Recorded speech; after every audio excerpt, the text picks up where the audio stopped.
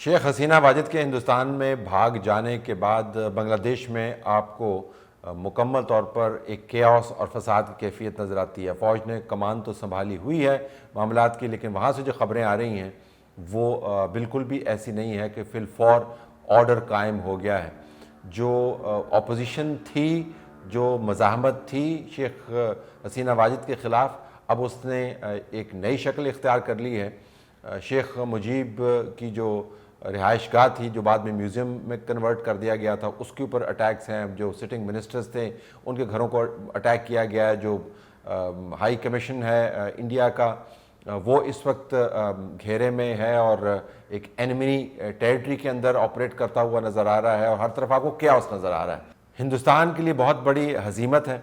उनका एसेट उनके पास वापस आ गया, उन्होंने उसको संभाल तो लिया, लेकिन इसकी इम्प्लीकेशंस है पाकिस्तान के लिए। और उसको मैं बराह रास्त पाकिस्तान के अंदर होने वाले जो धरने हैं और जो सड़क को गर्म करने की कोशिश है उसके साथ जोड़ना चाहता हूँ। मैं ये नहीं कह रहा कि जमात इस्लामी का धरना जो है वो बुनियादी तौर पर किसी बैरूनी साजिश का नतीजा है, बिल्कुल नहीं। जमात इस्लामी ने पहले अपना धरना अनाउंस किया हुआ था, उसके बाद सियासी तौर पर उनको नज़र आया कि इसमें से वो फ़ायदा हासिल कर सकते हैं, तो उन्होंने उसको एक्सटेंड किया और अपनी तरफ से लोगों की जो जज्बात है उसको भी आर्टिकुलेट कर रहे हैं। सवाबी के अंदर जलसा हुआ पाकिस्तान तहरीक इंसाफ का, उसको भी हम इस कैटेगरी के अंदर नहीं डाल सकते।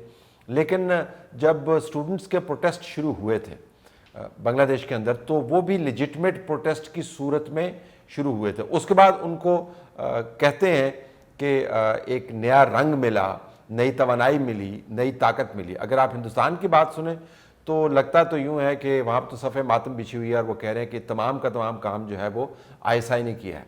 अगर आप इंटेलिजेंस सोर्सेज से पाकिस्तान में बात करें तो वो इस पर जवाब नहीं देते, वो खामोशी इख्तियार करते हैं। मुझे उनकी खामोशी समझ आती है।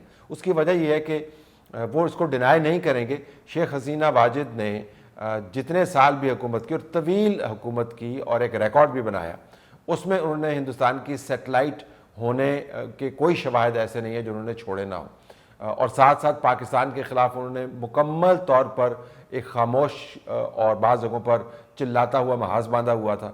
पाकिस्तान को बैनुल-अक़वामी तौर पर शर्मिंदा करवाने के लिए, पाकिस्तान से अपॉलॉजीज़ बार बार तलब करवाने के लिए, पाकिस्तान को वॉर क्राइम्स की कैटेगरी के अंदर खड़ा करके सैंक्शंस लगवाने के लिए बाकायदा कोशिशें वो करती रही थी। तो उनकी अगर भाग से पाकिस्तान का फ़ायदा होता तो ज़ाहिर है पाकिस्तान के इंटेलिजेंस एजेंसीज़ वाले उसके ऊपर खुश ही होंगे, लेकिन खुशी का इजहार नहीं करेंगे। दूसरी बात ये कि अगर बांग्लादेश के अंदर ऐसी सूरत हाल बनाई जा सकती है जिससे पाकिस्तान मुखालिफ कोई हुकूमत फारिग होती है, तो मुझे बड़ी हैरानी होगी अगर ISI में इसके अंदर रोल ना प्ले किया हो। इंटेलिजेंस एजेंसीज़ का काम यही है। हम उसको इंडोर्स नहीं करते, लेकिन मैं आपको एक फैक्ट बता रहा हूँ। इसी तरीके से मोदी के ख़िलाफ़ जो मुसलमान वोट मुतहिद हुआ है या कांग्रेस ने जो कामयाबी हासिल की है, उससे मोदी के पल पुर्जे भी आपको कटे हुए नज़र आते हैं। बाज़ हिंदुस्तान के तज्ज़िया निगार, तो मैं कल सुन रहा था, उन्होंने इंतखाबात में मोदी की जो धुनाई हुई है, अगरचे हुकूमत में आ गया लेकिन बहुत ही ट्रंकेटेड किस्म की हुकूमत मिली है उसको भी ISI की कामयाबी के साथ जोड़ रहे थे। इस बात से कतई नज़र अगर ये परसेप्शन डेवलप हो रहा है या ये हकीकत भी है कि बड़े बड़े वाक़यात जो इर्द गिर्द पाकिस्तान के हो रहे हैं, जिसके अंदर पाकिस्तान के दुश्मनों को जिस पर गुस्सा भी आ रहा है और उनके दाव पेश नाकारा होते भी नज़र आ रहे हैं, तो इसका रद्द अमल आएगा। मेरा मानना ये है कि ये जो बलूचिस्तान के अंदर हो रहा है, इस एहतजाज को बहुत हद तक बैनुल-अक़वामी तौर पर जो पज़ीराई मिल रही है, उसके अंदर एक कैंपेन आपको नज़र आती है कि अगर बांग्लादेश में इन्होंने हमारे साथ ये किया तो बलूचिस्तान में हम इनके साथ यही करेंगे। और ये याद रखिएगा कि हिंदुस्तान का जो रद्द-ए-अमल आता है उसका हवाला हमेशा आगाज़ से बलूचिस्तान ही होता है। तो बलूचिस्तान के अंदर जो हंगामे आपको होते हुए नज़र आ रहे हैं, उसके अंदर यकीनन बैरूनी हाथ मौजूद होगा। जो दहशतगर्दी आपको एक्सपेंड करती हुई नज़र आ रही है, उसके अंदर बैरूनी हाथ होगा।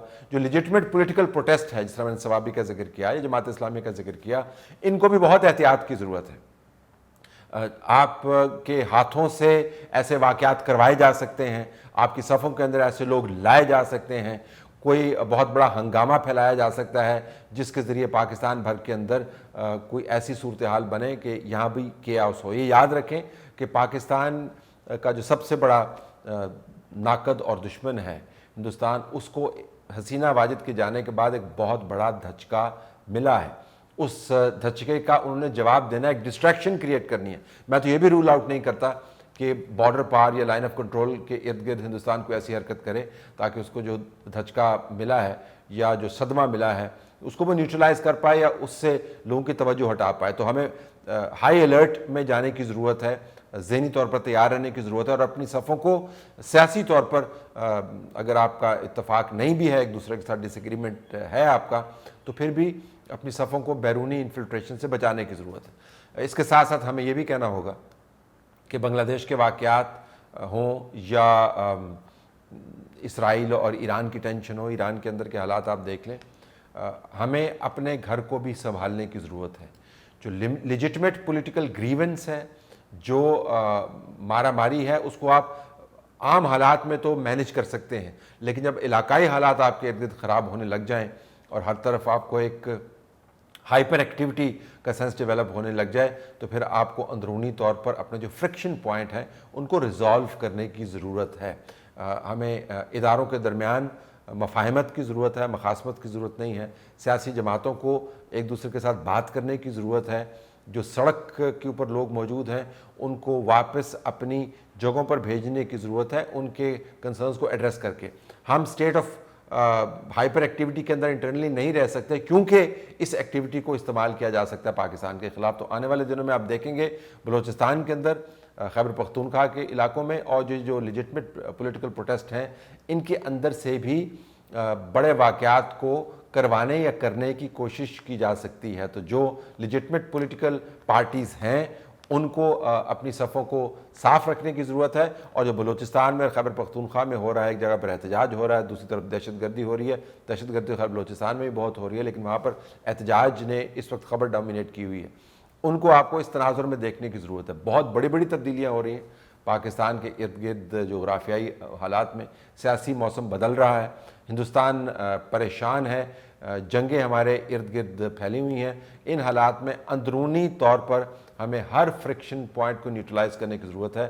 ہم صرف یہ نہیں کہہ سکتے کہ بنگلہ دیش کے اندر ہوا حسینہ واجد گڈ ریڈنس, وہ تو سب لوگ کہہ ہی رہے ہیں, لیکن یہ بھی سوچنے کی ضرورت ہے کہ اس قسم کے واقعات کو ریپلیکیٹ کرنے کی کوشش کی جا سکتی ہے پاکستان کے اندر, جس کے لیے موافق ماحول بنایا جا سکتا ہے, اور ایلیمنٹس احتجاج کی اگر سڑک گرم رہے گی وہ موجود ہیں تو موافق ماحول بن بھی سکتا ہے.